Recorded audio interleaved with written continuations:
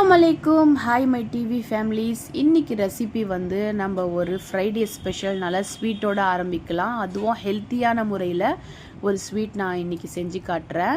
நம்ம ஸ்வீட் பொங்கல் தான் செய்ய போகிறோம் ஃப்ரெண்ட்ஸ். அதுக்கு எப்போவுமே நம்ம சிறுபருப்பு எடுப்போம். இன்றைக்கி நம்ம பச்சை பயிறு தான் எடுத்திருக்கோம். கொஞ்சம் ஹெல்த்தியான முறையில் நம்ம இந்த பொங்கலை ரெடி பண்ணலாம். அதுக்கு நான் நொய்யரிசி பச்சரிசி எடுத்திருக்கேன். இது நல்லா குழஞ்சி சீக்கிரம் வெந்து வரதுக்காக நம்மளுக்கு நல்லாயிருக்கும்.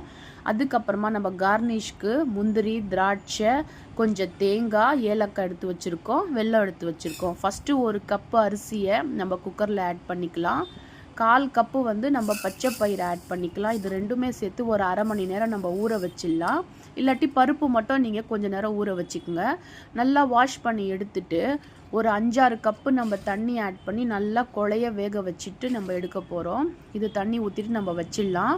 வெள்ளத்தை நம்ம நல்லா பொடியாக பண்ணி வச்சுக்கலாம். பேன் வச்சுட்டு அதில் நம்ம கீ ஆட் பண்ணிக்கலாம். ஆட் பண்ணிவிட்டு தேங்காவை நல்லா ஸ்லைஸாக கட் பண்ணியிருக்கேன். தோலெல்லாம் எடுத்துட்டு அது தேவையான அளவு நீங்கள் போட்டுக்கலாம். சாப்பிடும்போது க்ரன்ச்சியாக நல்லாயிருக்கும்.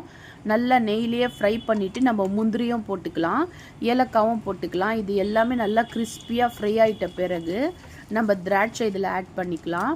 திராட்சை நல்லா பொங்கி பொரிஞ்சு வந்த பிறகு எல்லாமே எடுத்து நம்ம ஒரு பிளேட்டில் தனியாக வச்சிடலாம்.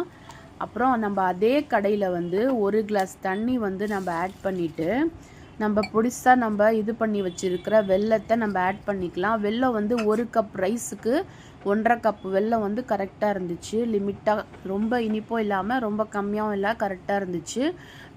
இது நல்லா கரைஞ்சி வந்துட்ட பிறகு இப்போ நம்ம இது ஸ்ட்ரைன் பண்ணி எடுக்க போகிறோம். ஏன்னா வெள்ளத்தில் இது பழைய வெள்ளம்னால நிறைய தூசி மண்ணெலாம் இருந்துச்சு. நான் ஸ்ட்ரைன் பண்ணி எடுத்துட்டேன். மறுபடியும் அதே கடையில் போட்டு சிம்மில் வச்சு விட்டுட்டேன். அடுத்தது நம்மளுடைய பருப்பும் அரிசியும் நல்லா குழஞ்சி வெந்து வந்துடுச்சு.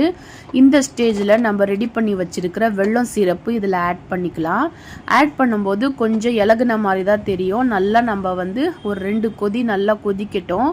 அதுக்கப்புறமா நம்ம நெய்யில் வறுத்திருக்க முந்திரி, திராட்சை, தேங்காய், ஏலக்காய் எல்லாமே இதில் அந்த பொங்கலில் நம்ம கொட்டிடலாம். கொட்டிட்டு நல்லா நம்ம தளபலன்னு கொதிக்க விடலாம். அப்படியே ஒரு 2-3 ஸ்பூன் நெய்யை கொஞ்சம் அப்படியே மேலாப்பில் நம்ம ஆட் பண்ணிவிட்டு நல்லா நம்ம கலந்து விட்டுக்கலாம். அவ்வளோதான் ஃப்ரெண்ட்ஸ், டேஸ்டியாக ஸ்வீட் ரெசிபி ஹெல்த்தியாக ரெடி ஆகிடுச்சு. கண்டிப்பாக பச்சை பயிறு வச்சு பொங்கல் செஞ்சு பாருங்கள்.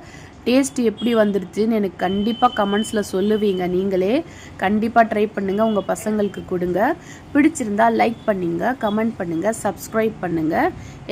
எல்லாருக்கும் ஹாப்பி வீக்கெண்ட். ஜாலியாக என்ஜாய் பண்ணுங்கள்.